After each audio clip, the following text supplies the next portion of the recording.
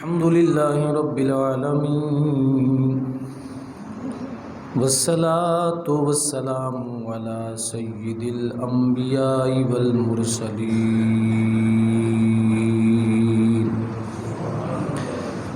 وعلى آله وأصحابه أجمعين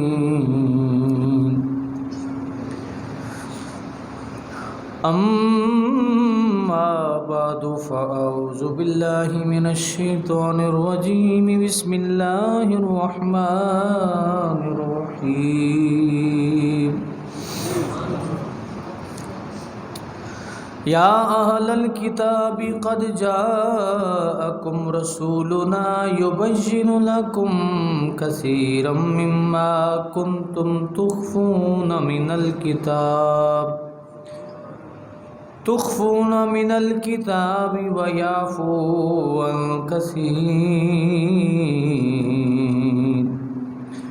قد جاءكم من الله نور وكتاب مبين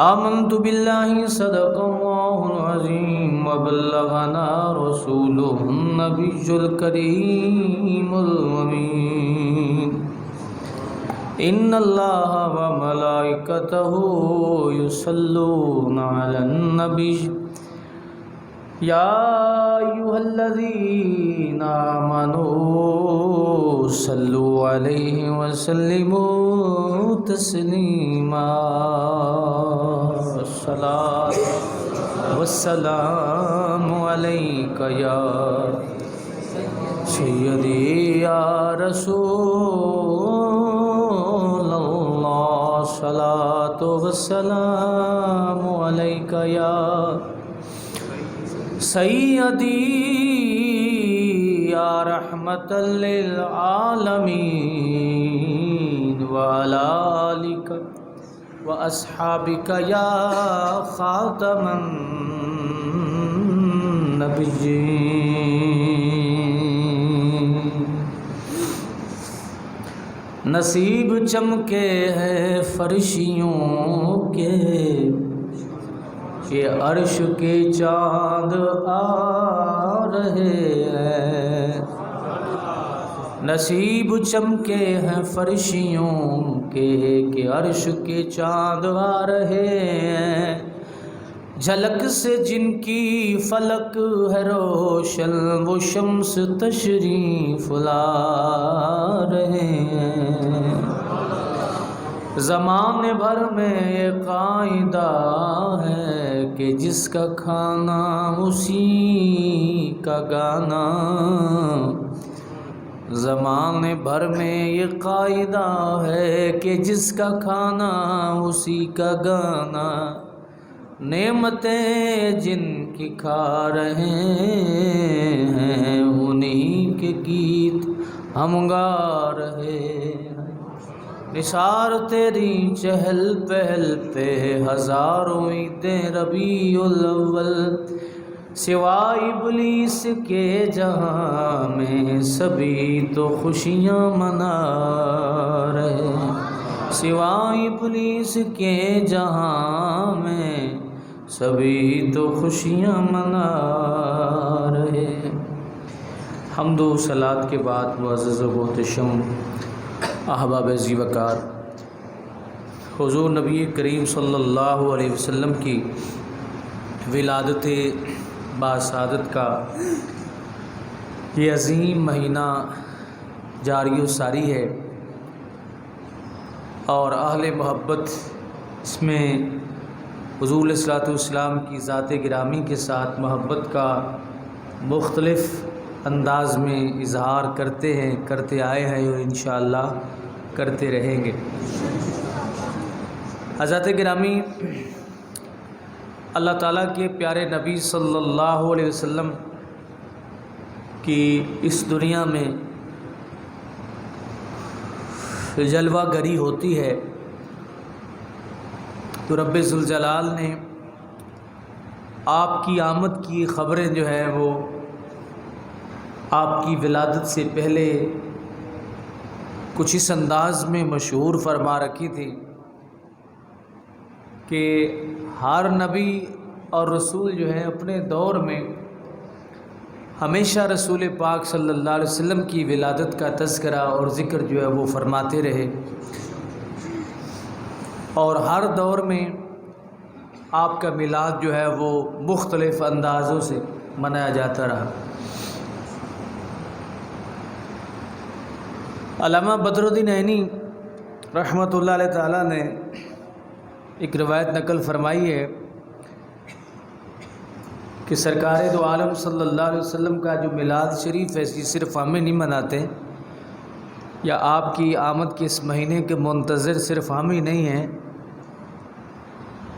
بلکہ آقا دو عالم صلی اللہ علیہ وسلم کے ایسے بھی غلام ہوئے ہیں جنہوں نے حضور کو دیکھا نہیں ہے، اور وہ حضور علیہ السلام کی ولادت سے قبل آقا دو عالم صلی اللہ علیہ وسلم کی غلامی کا پٹا انہوں نے اپنے گلے میں ڈالا ہوا تھا۔ تو اس حدیث پاک کو کچھ اس انداز میں بیان کیا گیا کہ رسول کریم صلی اللہ علیہ وسلم جب مکہ سے مدینہ ہجرت فرما کے تشریف لے گئے تو اہل مدینہ میں یہ مسئلہ چل نکلا کہ ان کی میزبانی کون کرے گا، کہ سرکار آئیں گے تو کس مکان میں کس جگہ میں آپ ٹھہریں گے اور کس کو یہ شرف حاصل ہوگا۔ تو اہل مدینہ اس بات پہ متفق ہو گئے کہ حضور کی سواری جہاں بیٹھ جائے یا جہاں حضور علیہ الصلوۃ والسلام پسند فرمائیں وہاں پہ ہم جو ہے رک جائیں گے۔ تو رسول پاک صلی اللہ علیہ وسلم جب مدینہ تشریف لے گئے تو لوگ محبت کے مارے اس کی مہار پکڑنے کے درپے ہوئے کہ حضور ہمارے گھر تشریف لائیں، حضور ہمارے گھر تشریف لائیں، لیکن حضور نے فرمایا کہ میری اونٹنی کی مہار چھوڑ دو، فَإِنَّهَا مَأْمُورَةٌ مِّنَ اللَّهِ، یہ اللہ تعالیٰ کی طرف سے مامور ہے، اسے پتہ ہے کس نے کہاں بیٹھنا ہے اور کس گھر کے آگے بیٹھنا ہے۔ تو اس سے میرے آقا دو عالم صلی اللہ علیہ وسلم کی عظمت کا اندازہ کچھ اس طرح بھی ہوتا ہے کہ جانور کے ذہن میں اور کسی کے ذہن میں بھی آپ یہ نہیں معلوم کر سکتے کہ اس کے ذہن میں کیا ہے، لیکن میرے آقا کریم علیہ السلام کی شان یہ ہے کہ حضور جانوروں کے ذہنوں میں جو باتیں ہوتی تھیں وہ بھی جان لیا کرتے تھے، اور حضور کو یہ بھی پتہ تھا کہ اس جانور کے ذہن میں اللہ تعالیٰ نے کیا فیڈ کیا ہوا ہے۔ بلکہ میں تو کچھ اس طرح کہوں گا کہ میرے آقا جس سواری پہ تشریف فرما ہو جائیں اللہ اسے بھی علم عطا فرما دیتے ہیں۔ جس طرح کہ صحیح بخاری شریف کی روایت ہے کہ سرکار دو عالم صلی اللہ علیہ وسلم تشریف لے جا رہے تھے تو آپ اپنے خچر پہ جلوہ فروز سے، تو وہ قبرستان سے گزرا، مشہور حدیث پاک آپ نے سنی ہوئی ہے، قبرستان سے گزرا تو وہ خچر مبارک ڈر گیا، اور نبی کریم علیہ السلام خچر سے نیچے تشریف لائے۔ آپ نے صحابہ سے فرمایا کہ ان دونوں قبروں والوں کو عذاب ہو رہا ہے۔ صحابہ نے کہا یا رسول اللہ آپ کو کیسے بتایا، کیسے پتہ ہے؟ تو نبی علیہ السلام نے وضاحت فرمائی کہ یہ جو میرا خچر ہے نا، یہ ڈر کس لیے کھڑا ہوا ہے؟ تو یہاں انسان قبر کے اوپر سے گزرتے رہتے تو قبر والے کی حالت کا پتہ کو نہیں ہوتا۔ تو میرے آقا کی شان یہ ہے کہ آپ کسی بھی جانور کو کسی قبرستان سے گزاریں تو ڈرے گا تو نہیں، اور آرام سے گزر جاتے ہیں جانور، جو مٹی بھی لے کے آتے ہیں سب کچھ۔ تو سب کی قبر تو جنت کے باغوں میں سے باغ نہیں ہوتی نا، کسی نہ کسی کی قبر میں تو عذاب ہوتا ہے۔ تو یہ جانور نہیں ڈرتے، لیکن جب قدم مصطفیٰ لگ جاتے ہیں تو رب ذوالجلال جانوروں کی نگاہوں سے بھی حجابات اٹھا دیتا ہے، اور وہ برزخ جو ایک ایسی زندگی ہے جہاں تک ایک عام شخص کی دسترس نہیں ہے، اللہ کے نبی کے پاؤں کی برکت سے وہ جانور اندر عذاب کو دیکھ لیتا ہے۔ حضور نے فرمایا یہ بھی بتایا کہ ایک کو پیشاب کے چھینٹوں سے نہ بچنے کی وجہ سے عذاب ہو رہا ہے، اور دوسرے کو یہ کہ چغلی کی عادت تھی، اسے شکایتیں لگانے کی عادت تھی۔ تو حضور نے پھر اس کا مداوع بھی فرمایا کہ صحابہ جاؤ ایک ٹہنی لے آؤ، ٹہنی لے کے آئے صحابہ، سرکار نے اس کو 2 ٹکڑے کر کے آدھی اس کی قبر پہ رکھ دی، آدھی اس کی قبر پہ رکھ دی۔ فرمایا جب تک یہ سرسبز رہیں گی، اللہ کا ذکر کرتی رہیں گی، اور اللہ تعالیٰ ان قبروں والوں سے عذاب میں تخفیف فرما دے گا۔ سبز رنگ کے جو پودے ہوتے ہیں نا، پتے ہوتے ہیں، ان کے اندر اللہ تعالیٰ نے ایک خاص خصوصیت رکھی ہے کہ یہ جب تک سبز رہتے ہیں اللہ کا ذکر کرتے رہتے ہیں، اور اللہ کا ذکر جب قبر کے اوپر پتے کریں تو اللہ قبر سے عذاب کو اٹھا لیتا ہے۔ تو اگر اللہ کا ذکر اوپر بیٹھ کے اللہ کا بندہ کرے تو پھر تو بطریقہ اولا رب ذوالجلال صاحب قبر جو ہے اس سے عذاب جو ہے اس کو اٹھا لیتا ہے۔ اس لیے جب بھی قبرستان جائیں، والدین کی قبر پہ جائیں، دیگر احباب کی قبر پہ جائیں، تو کوئی سبز رنگ کے کوئی پتے یا سبز ٹہنی وہ توڑ کے اوپر قبر کے رکھنا، یہ سنت مصطفیٰ ہے، یہ سنت مصطفیٰ ہے، ورنہ اس کے رکھنے کا کیا مقصد ہے؟ تو اس میں جانور کا کمال نہیں ہے، اس میں ذات مصطفیٰ کا کمال ہے کہ اگر حضور خچر پہ سوار ہو تو برزخ کے معاملات خچر دیکھ لے، اور اگر حضور اونٹنی کے اوپر سوار ہو، سبحان اللہ، تو یہ اونٹنی چلتی چلتی حضرت ابو ایوب انصاری رضی اللہ تعالیٰ عنہ کے دروازے پہ بیٹھ گئی۔ ایک شخص دوڑتا ہوا آیا، اس نے ماری اونٹنی کو ٹھوکر۔ اب یہ ٹھوکر اس نے کیوں ماری؟ اس نے کسی رنج کی وجہ سے نہیں، یا بدتمیزی معذلہ کرتے ہوئے نہیں، یا گستاخی کرتے ہوئے نہیں، اسے دکھ اس بات کا تھا کہ گھر تو میں نے سجایا ہوا، اپنا گھر میں نے اپنا سجایا ہوا ہے، اونٹنی ابو ایوب انصاری کے دروازے پہ بیٹھ۔ لیکن اس کے پیچھے ایک تاریخ اور تھی، اس کے پس منظر کچھ اور تھا۔ جب اس نے ٹھوکر ماری اونٹنی کو، یہ کیوں بیٹھی ہے؟ کیونکہ یہ ابھی ابتدائے اسلام تھا، اتنے زیادہ آداب سے بھی لوگ واقف نہیں تھے، اور حضور پہلی مرتبہ مدینہ شریف میں تشریف لا رہے تھے۔ تو اس صحابی نے یہ سمجھا کہ میں اس کو ٹھوکر ماروں گا تو یہ اٹھ پڑے گی اور میرے گھر کے دروازے پہ جا کے بیٹھ جائے گی۔ اب اس کو غلط نہیں کہہ سکتے آپ، کیونکہ انہوں نے بھی اپنا گھر سجایا ہوا تھا۔ سب کی یہ خواہش تھی کہ جس دروازے پہ یہ آقا دو عالم صلی اللہ علیہ وسلم کی سواری بیٹھ جائے گی، اسی گھر کو شرف مہمانی جو ہے وہ حاصل ہو جائے گا، وہی میزبان ہوگا وہ گھر والا۔ اللہ اکبر۔ تو حضرت ابو ایوب انصاری رضی اللہ تعالیٰ عنہ فرمانے لگے کہ اگر اسلام نہ ہوتا نا تو میں ابھی تیرا سر تن سے جدا کر دیتا۔ کس نے کہا؟ حضرت ابو ایوب انصاری رضی اللہ تعالیٰ عنہ نے، کہ تو نے حضور کی اونٹنی کو ٹھوکر کیوں ماری؟ میں تیرا سر تن سے جدا کر دیتا اگر مجھے اسلام کی پرواہ نہ ہوتی۔ پتہ یہ چلا مسلمان کا یہ حق ہے، مسلمان پر یہ لازم ہے کہ اسلام کی وجہ سے بڑی بڑی باتوں سے درگزر کرے۔ دیکھیے ہر انسان جو ہے نا وہ اپنی زبان کے نیچے چھپا ہوا ہوتا ہے، ہر بندہ اپنی زبان کے نیچے چھپا ہوا ہوتا ہے۔ اس لیے بزرگ فرماتے ہیں کہ ہمیشہ زبان جو ہے سنبھال کے استعمال کرنے چاہیے۔ آپ جتنے بھی نیک ہیں، جتنے بھی عزت والے ہیں، آپ کی زبان بری ہے تو نہ آپ کی عزت کا خیال رکھا جائے گا، نہ آپ کے مقام و مرتبہ کا خیال رکھے۔ تو یہ زبان جو ہے نا ہے تو 2 تولے کی، پر یہ کام بڑے بڑے ہیں اس کے۔ حضرت امام اعظم ابو حنیفہ رضی اللہ تعالیٰ عنہ کے بارے میں آتا ہے کہ آپ کے والد گرامی کا جب وصال ہوا تو ایک بندہ آپ کے پاس آیا اور آ کے کہتا ہے امام اعظم ابو حنیفہ سے کہ آپ کی والدہ جو ہیں وہ اب بیوہ ہو گئی ہیں، تو ان سے کہیں کہ مجھ سے نکاح کر لیں۔ یہ کتنی سخت بات ہے، اور یقیناً یہ بیہودہ بھی ہے۔ امام اعظم رحمۃ اللہ تعالیٰ کو غصہ آیا اور پھر غور کیا، سوچا کہ میں اس کی غلط زبان کا جواب غلط زبان سے نہیں دوں۔ امام اعظم ابو حنیفہ رحمۃ اللہ علیہ تعالیٰ صبر کرتے ہوئے پتہ ہے کسی کیا فرمایا؟ کہا کہ میں اپنی ماں سے مشورہ کروں گا، ٹھیک ہے، اگر انہوں نے رائے کا اظہار فرمایا خواہش کا تو پھر میں آپ کو بتا دوں۔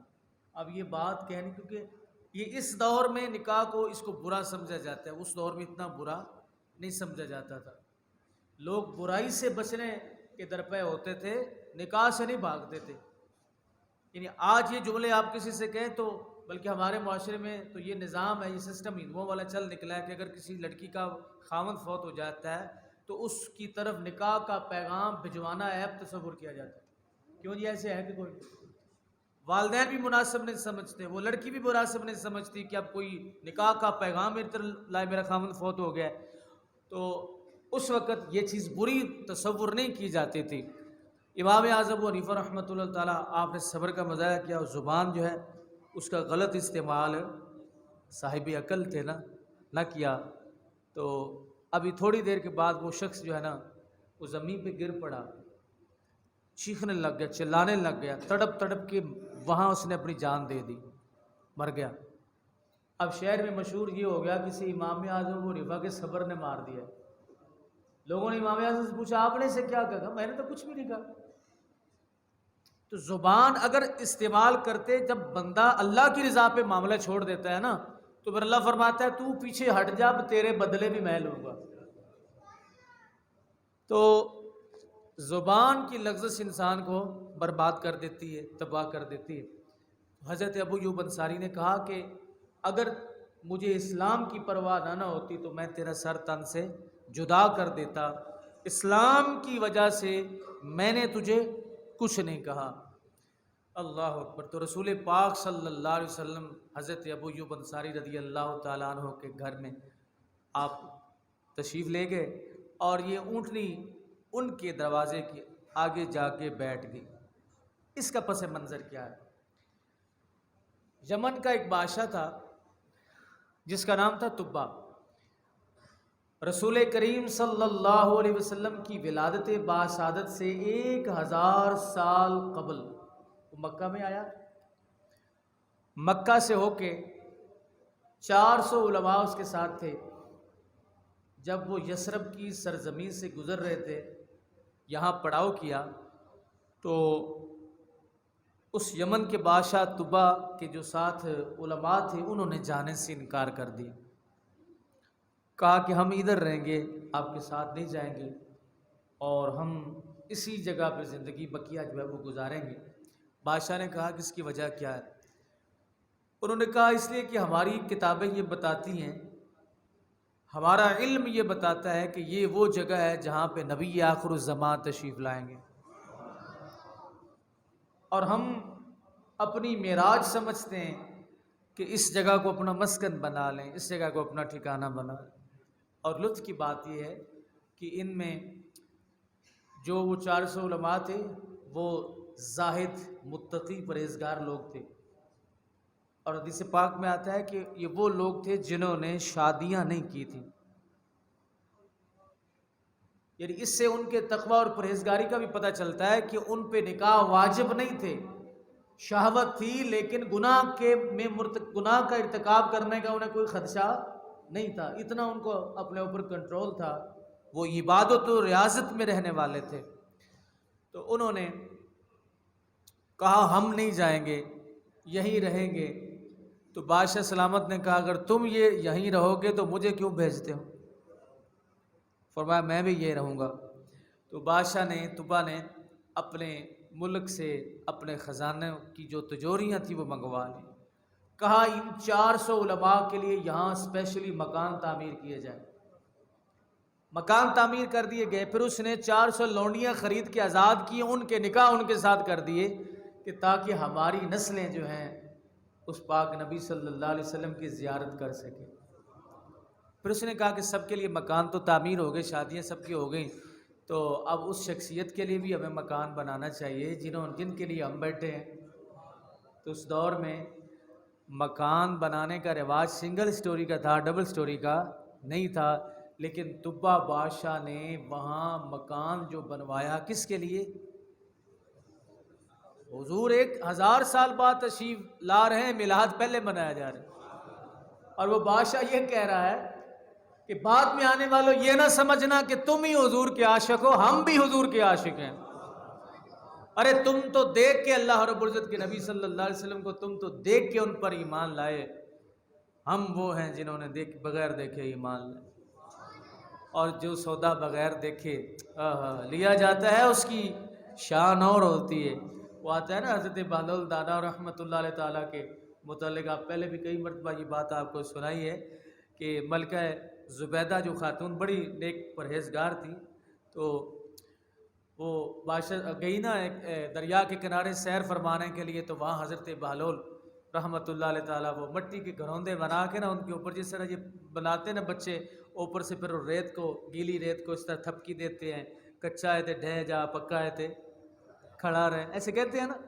تو وہ اللہ کا ولی جو ہے بیٹھا وہ اس طرح گھروندے بنا رہا ہے، اور حضرت زبیدہ خاتون جو ہیں وہ پہنچتی ہیں، تو کہا بابا جی سب سے جو باڈی گارڈ سے جو بھی تم کو پیچھے ہٹا کے کہا بابا کے پاس میں اکیلی جاؤں گی۔ بابا جی السلام علیکم۔ حضرت نے اس طرح دیکھا اللہ کے ولی نے، تو کہا وعلیکم السلام، کیسے آئی ہو ملکہ؟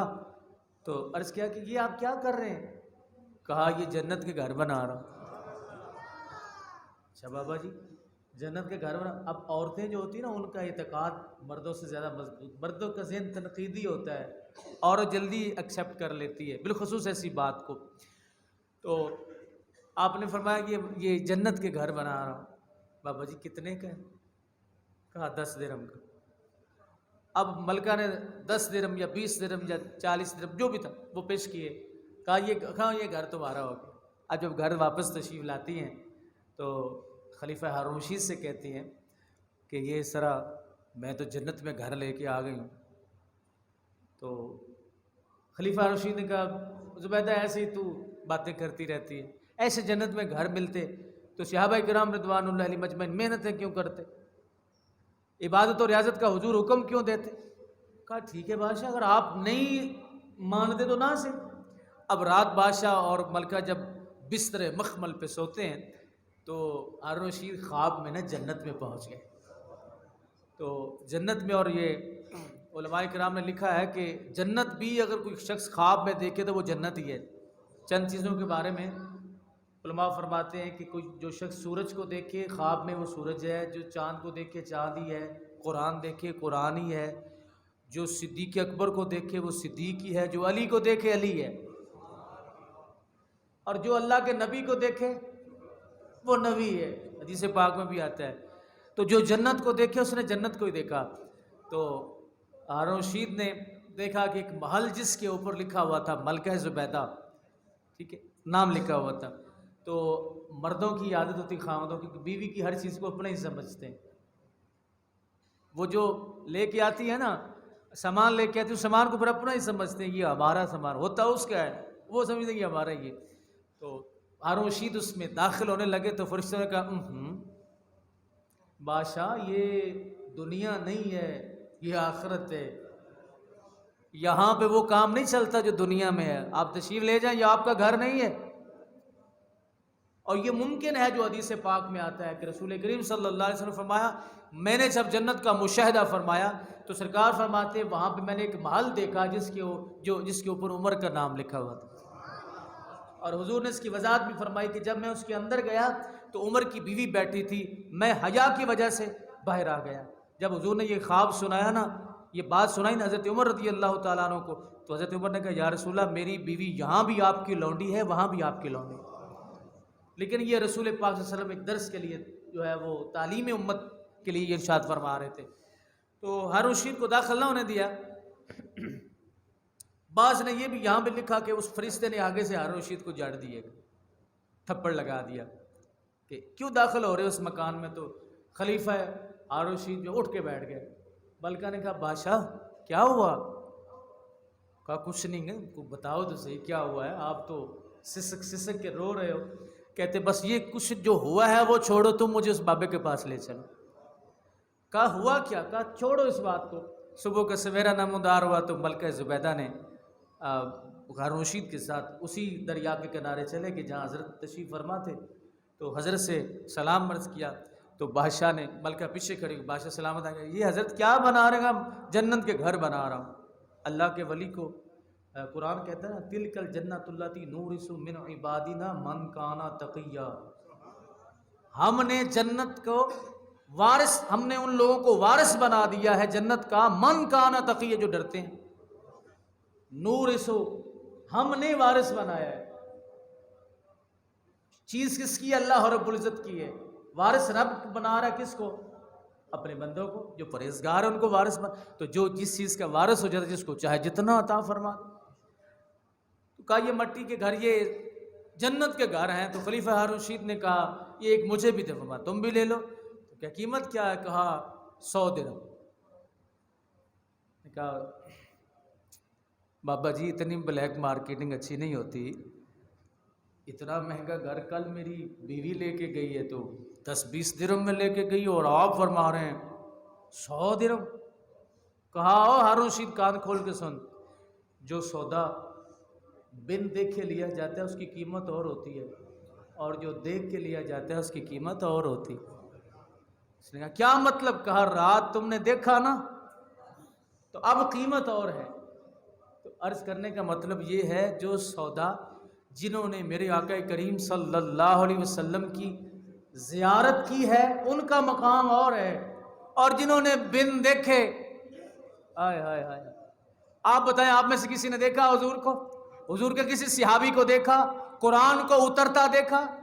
نبی علیہ الصلوۃ والسلام نے فرمایا اللہ رب العزت کو بھی رشک ہے، مجھے بھی رشک ہے ان لوگوں پر کہ جو بعد میں آئیں گے، نہ انہوں نے مجھے دیکھا ہوگا نہ میرے معجزات دیکھے ہوں گے، بس میرا نام آئے گا، وہ اپنی جان دینے کے لیے تیار ہو جائیں۔ پوچھئے ممتاز قادری سے، تم نے رسول اللہ کو دیکھا؟ حضور کی صحبت اختیار کی؟ حضور کی خدمت میں بیٹھے؟ حضور کے جلوے دیکھے؟ جی نہیں دیکھے۔ پر میں جان کیوں دے دی پھر؟ تو عرض کرنے کا مطلب یہ حضرات گرامی، یہ صرف ہم ہی نہیں ہیں رسول اللہ کا میلاد منانے والے کہ ہم رسول اللہ کی ولادت کے بعد آئے ہیں تو ہم میلاد منا رہے ہیں۔ وہ طبہ بادشاہ کہہ رہے ہیں اللہ کے بندو کان کھول کے سن لو، تم محبت کرتے ہو رسول اللہ کا میلاد مناتے ہو، یہ صرف تمہاری خصوصیت ہی نہیں ہے، 1000 سال بعد میں تشریف لائیں گے، میں ان کا غلام پہلے ان کا میلاد منا رہا ہوں۔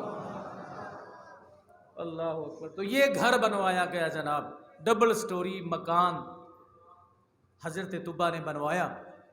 تو پھر اس کے بعد حضرت طبہ نے میٹنگ کی، بلایا سب دوستوں کو، لوگوں کو بلایا، ان علماء سے مشورہ کیا کہ یار ہم تو مر جائیں گے، پتہ نہیں وہ نبی کب تشریف لائیں گے، ہم تو چلے جائیں گے اس دنیا سے، پتہ نہیں وہ کب تشریف لائیں گے، تو انہیں ہمارا پتہ کیسے چلے گا کہ ان کے جذبات کیا تھے، ان کے احساسات کیا تھے، وہ محبت کتنی کرتے تھے، انہوں نے یعنی کیا کیا کیا، یہاں ان کے رہنے کا مقصد کیا تھا۔ یہ بیماریوں کا گھر تھا یثرب، جسے مدینہ کہتے ہیں۔ تو طبہ نے کہا کہ پھر ایسے کرو، مشاورت سے، علماء سے مشاورت کہ ایک بڑا عریضہ جو ہے خط لکھا جائے۔ بعض نے کہا کہ وہ چمڑے کے اوپر لکھا گیا، بعض نے کہا کہ پتوں کے اوپر یا کسی اور چیز کے اوپر لکھا گیا۔ تو بڑا لمبا خط لکھ کے بادشاہ سلامت نے یہ کہا کہ اب اس کے نیچے مہر بھی لگنی چاہیے۔ اس کے لیے چند لوگوں کو مخصوص کیا کہ تم نے یہ اس کی مہر تیار کرنی، پتھر کی مہر تیار کی گئی۔ جب لگانے لگے تو طبہ نے کہا یہ مہر کس چیز کی؟ پتھر کی بنی ہوئی ہے، یہ خاص کسی کیمیکل جو اس دور میں ہوتا ہے اس کے ساتھ لگانی ہے۔ طبہ کہتا ہے کیا کر رہے ہو، تمہیں پتہ نہیں یہ خط نام کس کے ہے؟ جس شخصیت کے نام یہ خط ہے اس شخصیت کی عظمت اور ان کی شان کا یہ تقاضا ہے کہ یہ مہر پتھر کی نہیں ہونی چاہیے۔ جی کس کی؟ فرمایا سونے کو پگھلا کے مہر بنائی جائے۔ آئے لوگ کہتے ہیں تم نے اتنا خرچہ کر دیا، اتنا خرچہ کر دیا۔ بھئی ہم بھی اس چیز سے قائل ہیں کہ فضول خرچی نہیں کرنے چاہیے، شریعت کے دائرے میں رہتے ہوئے۔ کوٹھی کیوں بنوائی؟ اتنا خرچہ کہ وہ مہر سونے کی کیوں بنوائی؟ تو بادشاہ نے وہ مہر بنوائی اور اس عریضے کے اوپر لکھی اور علماء کو بلا کے کہا کہ یہ جس کے ہاتھ لگے اس کو سنبھالتا رہے، اپنی نسلوں کو آگے دیتا رہے، اپنی نسلوں کو آگے دیتا رہے، دیتا رہے، دیتا رہے۔ ایک دن وہ زمانہ ضرور آئے گا، ایک دن وہ وقت ضرور آئے گا کہ وہ نور تشریف لائے گا اور یہ ہمارا عریضہ ان کے ہاتھوں تک نور ازلی چمکیا غائب اندھیرا ہو گیا، نور ازلی چمکیا غائب اندھیرا ہو گیا، کملی والا آ گیا ہر تھا سویرا ہو گیا۔ اب جناب والا کیا ہوا؟ نبی کریم صلی اللہ علیہ وسلم اس گھر کے اندر داخل ہو۔ حضور جب گھر میں داخل ہوئے تو پہلا سوال جو میرے آقا نے فرمایا ابو ایوب انصاری سے، کہا اعلان کرو میرا خط مجھے دو۔ یا رسول اللہ ہمیں کیا پتا آپ کا خط کون سا ہے، یا رسول اللہ ہمیں کیا پتا آپ کا عریضہ کون سا ہے؟ فرمایا میرا خط مجھے دو۔ جب یہ خبر عام آئی تو جو بڑے عمر کے لوگ وہاں پہ موجود انہیں سمجھ لگ گئی کہ یہ مکان جس کے لیے بنایا گیا، جس شخصیت کے لیے، وہ تشریف لے آئے ہیں، اور یہ عریضہ رسول کریم علیہ السلام کی بارگاہ میں رکھا گیا، اور اس کے نیچے وہی مہر لگی ہوئی تھی جو طبا نے 1000 سال پہلے لگائی تھی۔ مفہوم یہ تھا کہ اللہ کے نبی ہم بھی آپ کے عاشق ہیں، جب میدان محشر ہو تو ہمیں بھولیے گا نا، ہم نے آپ کو دیکھا نہیں لیکن آپ کو بغیر دیکھے آپ سے پہلے ہی ایمان لا چکے ہیں۔ تو عرض کرنے کا مطلب یہ حضرات گرامی، میرے آقا کریم علیہ السلام کا ذکر پاک جو ہے، آپ کی ولادت کا تذکرہ، اچھا بعض محدثین فرماتے ہیں کہ یہ مکان جو تھا نا، ہر دور میں اس مکان کے بارے میں پوچھا جاتا رہا، کیونکہ اس وقت کوئی بھی ڈبل سٹوری مکان نہیں تھا مدینہ شریف میں، یثرب میں، تو جو بھی آتا پوچھتا یہ مکان کس کا ہے، تو جواب کیا ہوتا؟ کیوں نہیں بتائیں؟ لوگ کیا بتاتے ہوں گے کہ یہ مکان نبی آخر الزمان کا ہے۔ تو آپ کتنا جی چرائیں گے میلاد سے؟ اگر حضور کا میلاد 1000 سال پہلے جائز تھا تو بعد میں جائز نہیں؟ یہی بات حضرت عیسیٰ علیہ السلام نے سمجھائی تھی نا، جب انہوں نے کہا کہ تم 100 رکعت نفل پڑھو، جب بھی 12 ربیع الاول کی رات آتی تو وہ رات اس بات کا تقاضا، اس کی شان و عظمت یہ تھی آپ علیہ السلام کی ولادت سے قبل کہ اللہ کے نبی کی نگاہ میں 100 رکعت نفل پڑھنے کے وہ رات قابل تھی۔ تو جب بالفعل حضور تشریف لائے تو پھر اس رات کی عظمت کا عالم کیا ہوگا؟ ابھی تو ایک کام ہونا تھا، اس سے پہلے اس کی بشارتیں دی جا رہی ہیں، تو اللہ کے انبیاء اتنی سختی فرما رہے ہیں شکر کرو اور نوافل پڑھو۔ تو پتہ چلا ہر دور میں میرے مصطفیٰ کا ذکر ہوتا تھا، اور اللہ کے نبی کا ذکر جو ہے یہ کرنا کوئی شرک نہیں ہے میرے بھائی۔ اب ایسے ان چیزوں کا اظہار نہ کیا کر، یہ بھی نہیں تھا، یہ بھی جائز نہیں تھا، یہ بھی جائز نہیں، یہ بھی نہیں، اس طرح بھی نہیں، اس طرح بھی نہیں، اس طرح۔ میں پچھلے دنوں ایک شخص فوت ہوا تو میں گیا نا ان کے فاتحہ پڑھنے کے لیے، تو ان کے بیٹے نے مجھے بتایا کہ یہ ختم شریف جائز ہے کہ نہیں جائز ہے۔ یہ ہے کیا نہیں پتہ ہوتا نا بعض لوگوں کو، تو میں نے ان کو بتایا بھائی، کہتے ہیں یہ حضور کے دور میں نہیں تھا۔ میں اگر آپ اس بات پہ آتے ہیں تو حضور کے دور میں تو بہت کچھ نہیں تھا، حضور کے دور میں تو بہت کچھ نہیں تھا۔ یہ قرآن جو میرے سامنے پڑا ہوا ہے اس کے اوپر کوئی زبر زیر تھی صحابہ کے دور میں؟ کیوں تو جا کے حجاج بن یوسف کے دور میں لگائی گی؟ تو پھر ہمیں قرآن یہ بھی نہیں پڑھنا چاہیے۔ سب سے بڑی معضلہ تو بدعت یہ ہو جائے گا کہ ایک چیز جو حضور کے دور میں اور حالت میں تھی ہمارے پاس اور حالت میں پہنچے۔ مسجد کے نقش و نگار، کتنی خوبصورت مسجد بنی، کیا حضور نے اس سے منع نہیں کیا؟ کیوں بنائے گی؟ ڈبل سٹوری مکان کیوں تعمیر کیے گئے؟ بہت ساری ایسی چیزیں ہیں۔ یہ آپ نماز پڑھتے ہیں نا، تو یہ جمعہ کا وقت کتنے بجے ہے؟ 1:30 بجے۔ حضور نے متعین کیا کہ جمعہ 1:30 بجے پڑھنا۔ عصر کتنے بجے؟ جی 4۔ یہ حضور نے متعین کیا یہ ٹائم، عشاء کا ٹائم متعین، چلے غروب آفتاب مغرب کی نماز۔ نبی کریم علیہ السلام اور آپ کے صحابہ نے کسی نماز کا وقت متعین نہیں کیا، تم کیوں کر کے بیٹھے ہو؟ جو ختم پہ اعتراض کرے اس کا جواب یہی ہے کہ یہ عوام کی سہولت کے لیے، عوام کی آسانی کے لیے۔ تو ہم بھی یہ کہتے ہیں عوام کی آسانی کے لیے جو کام کیا جائے وہ جائز ہوتا ہے، تو ہم بھی یہ کہتے ہیں کہ تیسرے دن ہم ختم اس لیے رکھتے ہیں کہ عوام کی آسانی ہو جائے، سارے مل کے بیٹھ جائیں اور دعا کر دیں۔ یہ تو حدیث پاک ہے نا کہ اگر بہت سارے لوگ مل کے بیٹھ کے دعا کریں تو اللہ زیادہ سنتا ہے، یعنی قبولیت کا درجہ جو ہے وہ اور بڑھ جاتا ہے جب سارے مل کے دعا کرتے ہیں۔ تو یہی ہمارا مقصد ہے کہ عوام کی سہولت کے لیے ہم نے دن مقرر کیے ہوئے کہ تیسرے دن ہے، 7ویں دن ہے، 40واں ہے، یہ ہے، وہ ہے، فلاں ہے، عوام کی سہولت کے لیے۔ اگر آپ اس پہ شور ڈالنا شروع کر دیں تو میں نے کہا آپ کا یہ ذہن بنا کیسے؟ کہتا ہے جی ہمارے جو مسجد کے مولوی صاحب ہیں نا وہ کہتے ہیں یہ ختم ثابت نہیں ہے اس لیے یہ پڑھنا نہیں چاہیے۔ مولوی صاحب کا وجود ثابت ہے، مولوی صاحب حضور کے دور میں تھے، بتائیں گے؟ آپ یہ صرف کے علوم پڑھتے ہیں، نحو کے علوم پڑھتے ہیں، یہ سرکار کے دور میں تھے؟ کوئی ان علوم میں سے کوئی علم نہیں تھا، نبی علیہ السلام کے دور میں یہ علوم نہیں تھے، نہ ہی اس طرح کے مدارس تھے، نہ ہی اس طرح کی مساجد تھی۔ تو وقت کے بدلنے کے ساتھ ساتھ حالات بدلتے ہیں، دیکھنا یہ ہوتا ہے کہ کون سی چیز اسلام کے ساتھ، شریعت مصطفیٰ کریم علیہ السلام کے ساتھ ٹکرا رہی ہے۔ تو حضرات گرامی بہت ساری چیزیں ایسی ہیں جو حضور علیہ السلام کے دور میں نہیں تھی، لیکن ہم ان کو آج ثواب سمجھ کر جو ہے وہ کرتے ہیں۔ اور یہ جواب امام بخاری رحمۃ اللہ علیہ تعالیٰ نے بھی دیا ہے۔ جب آپ سے پوچھا گیا کہ ہر حدیث لکھنے سے پہلے غسل کیوں کیا، 2 رکعت نفل کیوں پڑھے، نہ صحابہ نے پڑھے نہ حضور نے پڑھے، ثابت نہیں، تم نے یہ کام کیوں شروع کیا؟ فرماتے تمہیں کیا پتہ، مجھے حضور سے محبت، حضور کی زبان سے نکلنے والے الفاظ کا مقام و مرتبہ ہی اتنا بلند ہے کہ لکھنے سے پہلے میں غسل بھی کروں، کپڑے بھی پہنوں، 2 رکعت نفل بھی شکر کی ادا کروں کہ اے اللہ تو نے مجھے یہ شان بخشی، یہ فضیلت بخشی کہ میں تیرے نبی کی بولی کو لکھنے لگا۔ کریں اعتراض پر حضرت امام بخاری رضی اللہ تعالیٰ عنہ تم نے ایسا کیوں کیا؟ تو نبی کریم علیہ السلام جب داخل ہوتے ہیں، حضرت ابو ایوب انصاری رضی اللہ تعالیٰ کے مکان میں خط پیش کیا گیا، حضور علیہ السلام کے سامنے رکھا گیا، نبی علیہ السلام نے اس کو پڑھا تو حضور نے دل میں کیا سوچا ہوگا کہ میرے ایسے بھی مجھ سے محبت کرنے والے اور میرے عاشق مجھ سے پہلے گزر چکے۔ اللہ اکبر۔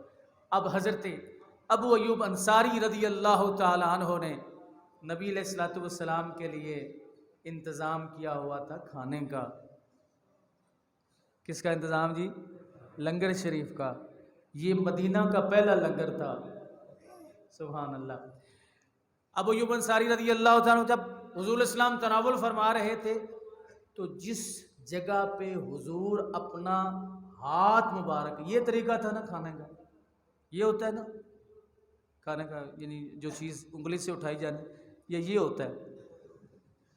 اندے نال کی بنتا ہے، اس سے کیا بنتا؟ بوٹی تو اٹھا سکتے ہیں، کوئی وہ کیا پنجابی میں نگال تو نہیں ہے پڑھنا نہیں طرح، وہ تو ایسے اس طرح پوری لب بھرے تو وہ منہ میں ڈالے تو تب جا کے کچھ سکون آتا ہے بندے کو۔ نبی علیہ السلام انگلی لگا رہے ہیں برتن میں اور ابو ایوب انصاری کی نظر حضور کی انگلیوں میں، آئے ہائے کہ محبوب کریم علیہ السلام کی انگلیاں کس جگہ پہ لگ رہی ہیں۔ جب حضور پانی پیتے ہیں پیالے سے تو حضرت ابو ایوب انصاری کی نگاہیں اس پیالے پر جمی ہوئی ہیں کہ کون سے جگہ پہ ہونٹ لگتے ہیں مصطفیٰ کے۔ تمہیں تو نام چومتے ہوئے شرم آتی ہے نا، صحابی کی محبت دیکھیے۔ اور ابھی ابتدا تھی۔ حضرت ابو ایوب انصاری رضی اللہ تعالیٰ عنہ جب نبی علیہ السلام کھانے سے فارغ ہوئے تو ان کی نظریں برتن کے اسی حصے پہ رہی جہاں حضور کے ہاتھ مبارک، انگلیاں مبارک اور حضور کے ہونٹ مبارک لگے۔ تو حضرت ابو ایوب انصاری نے اس جگہ سے ان پیالوں میں پانی پیا، اس برتن میں کھانا کھایا، اسی جگہ پہ ہاتھ رکھ کے۔ پتہ یہ چلا کہ صحابہ کرام رضوان اللہ علیہم اجمعین کی یہ محبت ہے کہ نبی کریم علیہ السلام جس جگہ پہ انگلی لگا دیں، حضور علیہ الصلوۃ والسلام جس جگہ پہ ہاتھ رکھ دیں، جس جگہ پہ ہونٹ لگا لیں۔ اور یہ سبق حضور نے خود ہی پڑھایا اپنے صحابہ کو۔ خامند کی محبت بیوی سے بے مثال ہوتی ہے۔ نبی علیہ الصلوۃ والسلام حضرت عائشہ رضی اللہ تعالیٰ عنہ سے بڑی محبت تھی حضور علیہ السلام کو۔ حضرت عائشہ رضی اللہ تعالیٰ عنہ ام المومنین ہماری ماں جس پیالے میں پانی پیتی تھی تو جہاں سیدہ پاک ہونٹ مبارک رکھتی تھی حضور اسی جگہ سے پانی پیتے، اور دنیا والوں کو بتاتے تھے کہ میاں اور بیوی، خامند اور بیوی کے درمیان یہ محبت ہوتی ہے، اور یہ محبت جو ہے تمہیں غیر کی جانب رغبت سے بچاتی ہے۔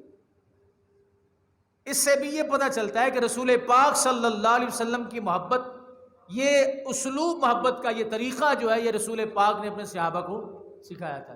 تو حضرات گرامی، نبی کریم صلی اللہ علیہ وسلم کا یہ گھر جو ہے یہ حضرت ابو ایوب انصاری رضی اللہ تعالیٰ عنہ کا نہیں تھا، بلکہ یہ گھر کس کا تھا؟ میرے مصطفیٰ کریم علیہ السلام کا تھا۔ اس میں رہ حضرت ابو ایوب انصاری رضی اللہ تعالیٰ عنہ تھے، رہ رہے تھے۔ تو نبی علیہ السلام کی ولادت باسعادت سے 1000 سال پہلے کی یہ روایت جو ہے کہ نبی علیہ السلام کی ولادت کے لیے اس طرح کی تیاریاں پہلے سے شروع تھیں، اور حضور علیہ الصلوۃ والسلام کی ولادت کا زمانہ جب قریب آتا ہے، اب وقت گزرتا گیا، جب زمانہ قریب آتا ہے تو ابرا نے حملہ کیا تھا کعبہ شریف کے اوپر۔ اس کے پیچھے محدثین نے ایک بڑی خوبصورت بات جو لکھی ہے کہ مسئلہ اصل میں یہ تھا کہ جو ابرا بادشاہ تھا نا، اس نے دیکھا کہ لوگوں کی توجہ جو ہے وہ کعبہ شریف کی طرف بہت ہو رہی ہے، اور وہاں جا کے یہ طواف کرتے ہیں، عمرہ کرتے ہیں۔ اس نے ایک کلیسا بنوایا اور شاہ حبشہ کو لکھا کہ اب تمہارے جتنے بھی لوگ کعبہ جانا چاہیں انہیں کعبہ نہ جانے دو، مکہ میں نہ جانے دو، بلکہ میں نے ایک کلیسا تعمیر کر دیا ہے، اس کلیسا کے اندر ادھر ان کو بھیجو، یہاں پر ہی وہ طواف کیا کریں اور یہاں پر ہی عبادت و ریاضت کیا کریں۔ تو ہوا کیا کہ کوئی غلام مصطفیٰ اٹھا اور اس نے جا کے اس کلیسا کے اندر پیشاب کر دیا اس کلیسا کے اندر جا کے بول و براز کر دے، قضائے حاجت کر لی اس نے تسلی کے ساتھ۔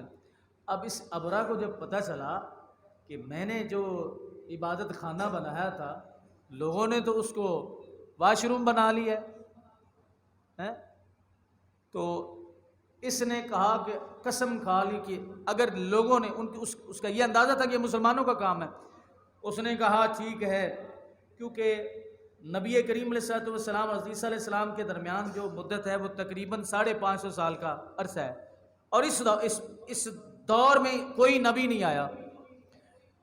تو اس نے کہا جو اہل اسلام میں سے کسی نے یہ کام کیا ہے، کہا پہ میں قسم کھاتا ہوں کہ میں تمہارا کعبہ گراؤں گا، میں تمہارا کعبہ گراؤں گا۔ اب یہ ابرا لشکر لے کے نکلا، کہاں پہنچا؟ مکہ پاک میں آیا، اس نے آ کے چھیڑخانی کی، مکہ سے 2 میل کے فاصلے پر یہ اترا، اس نے چھیڑخانی شروع کر دی۔ حضرت عبد المطلب کے اونٹ جو ہے وہ ہانک کے لے آیا، حضرت عبد المطلب آئے تو اس نے کہا میں تمہارا کعبہ گرانے کے لیے آیا ہوں۔ آپ نے کہا مجھے کعبہ کو چھوڑو، مجھے میرے اونٹ تو واپس کرو۔ تم کعبے کی بات نہیں کر رہے، تمہارا عبادت خانہ ہے، تم وہاں پہ عبادت کرتے ہو، تم اس کی کہا مجھے کعبے سے غرض نہیں ہے، تم میرے اونٹ واپس کرو، میں نے تو اپنی بڑی محنت سے بنائے ہیں، میرے اونٹ واپس کرو۔ اس نے کہا میں تو تمہارے اونٹ اس لیے قبضے میں کیے کہ تم مجھ سے کوئی ڈیل وغیرہ کرو کہ یا بات کرو گے۔ کہا میں نہیں بات کرتا، کہا تمہارا عبادت خانہ میں وہ گراؤں گا۔ اس نے کہا حضرت عبد المطلب نے فرمایا تو جانے اور کعبے والا جانے، مجھے میرے اونٹ دے دے کیسی بات ہے، اللہ اکبر۔ اب حضرت گرامی یہ جوش میں آیا، اس کا وہ انتقام کی، اسے بار بار وہ پیچھے وہ گندگی یاد آ رہی تھی جو اس کے کلیسا میں جا کے کسی غلام مصطفیٰ نے جو کام کیا تھا، تو اس کو بار بار وہ یاد، اس کا بلڈ پریشر اور ہائی ہو جاتا تھا کہ میں نہیں چھوڑوں گا یہ کعبہ، میں نہیں اس کو گرا کے جاؤں گا۔ اب یہ لے کے جناب اونٹ اپنے، بڑا ہاتھی جس کے آگے تھا اس کعبے کی طرف منہ کرتا تو وہ بیٹھ جاتا، اسے مارتا، کھڑا نہ ہوتا۔ تو اللہ تعالیٰ نے سمندر کی طرف سے ابابیل بھیجے، یعنی یہ میں پس منظر بیان کر رہا ہوں کہ یہ اس واقعے یہ رونما کیوں ہوا۔ ابابیل بھیجے اور پھر انہوں نے کیا کیا آپ جانتے ہیں؟ کہتے ہیں کہ جب اوپر آتے تھے ایک پتھر پھینکتے تھے تو جس کے سر میں پڑتا تھا اس کی مقد سے نکل جاتا تھا، چھوٹا سا پتھر جو وہ چونچوں میں اور اپنے پنجوں میں دبا کے آتے تھے، نکل جاتا تھا۔ تو رب نے کیا فرمایا؟ اللہ نے فرمایا الم تر کیف فعل ربک باصحاب الفیل، الم ترى، کیا آپ نے نہیں دیکھا؟ کس کو وہ یہ خطاب کس سے؟ اللہ اکبر، غور نہیں کیا آپ نے؟ یا اللہ، میرا نبی تو اس وقت سیدہ آمنہ رضی اللہ تعالیٰ عنہ کے پیٹ میں تھا۔ اللہ کا قرآن اس بات کا پیغام دیتا ہے نبی ماں کے پیٹ کے اندر بھی ہو تو وہ آنکھوں والا ہوتا ہے۔ اللہ نے فرمایا الم ترى کیف فعل ربک باصحاب الفیل، اے میرے محبوب، کیا تم نے دیکھا نہیں ہم نے ہاتھی والوں کے ساتھ کیا کیا تھا؟ برباد کر ڈالا، انہیں تباہ کر ڈالا۔ محدثین کرام فرماتے ہیں وجہ کیا تھی؟ وجہ یہ تھی اگر ہاتھی والوں پر ابابیل نہ بھیجے جاتے، ہاتھی والے قریش کو غلام بنا لیتے اور غلامی سے یہ سارا خاندان متصف ہو جاتا، رسول پاک صلی اللہ علیہ وسلم بھی حضرت آمنہ رضی اللہ تعالی عنہا کے پیٹ مبارک میں تھے اور حضور کے خاندان پر غلامی کا دھبا لگ جاتا۔ اللہ نے فرمایا بھیجو ابابیل، ایک بھی ابرا کا جانے والا ابرا کا سپاہی زندہ نہ رہے، کیونکہ کہیں یہ اگر یہ ٹھہر گئے تو یہ سب کو غلام بنا لیں گے، اور غلام بنے میرے نبی کا خاندان قبیلہ۔ رب نے فرمایا مجھے گوارا ہی نہیں۔ اچھا، یہاں پہ ایک بات اور بھی کی ہے کہ اس میں دو چیزیں، جو وہ ابرا تھا اہل کتاب میں سے، عیسائی تھا۔ اچھا، یہ جو قریش تھے یہ مشرک تھے۔ اب عیسائی مشرک سے برے نہیں ہیں، لیکن رب کائنات نے عیسائیوں کو اس لیے مارا کہ ان کا رستہ غلط تھا، قریش کو بچا لیا۔ اگر وہ مشرک بھی تھے تو رب ذوالجلال نے انہیں بچایا، اس لیے کہ ان میں اللہ کے نبی تشریف لا رہے تھے۔ پتہ چلا رسول پاک کی وجہ سے جتنے بھی بڑے گناہ ہوں اللہ ان کو معاف فرما دیتا ہے، کہ حضور فرمانا قرآن نے ما کان اللہ لیعذبہم وانت فیہم، اے اللہ کے نبی میرے محبوب آپ ان میں ہیں، حضور ان میں تھے تو قریش پر عذاب نہ آیا کہ انہوں نے غلام نہ بنایا ابرا کے فوج نے اور ان عیسائیوں نے، اس لیے کہ حضور تھے۔ تو جس جگہ نبی کریم علیہ السلام تشریف فرما ہو اپنی والدہ محترمہ کے پیٹ کے اندر، تو ان کی عظمت یہ ہے، اور جب وہ دنیا میں تشریف لے آئیں تو ان کی شان کا عالم کیا ہوگا۔